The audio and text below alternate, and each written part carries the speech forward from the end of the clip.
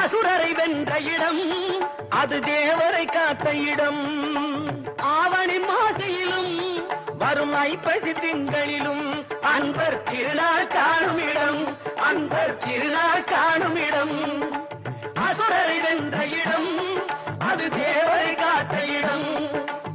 ஆவணி மாசையிலும் வரும் ஐப்பசி திங்களிலும் அன்பர் திருநாள் காணும் இடம், அன்பர் திருநாள் காணும் இடம். திருச்செந்தூரின் கடலோரத்தில் செந்தில் நாதன் அரசாங்கம் தேடி தேடி வருவோர்க்கெல்லாம் தினமும் கூடும் தெய்வாம்சம்.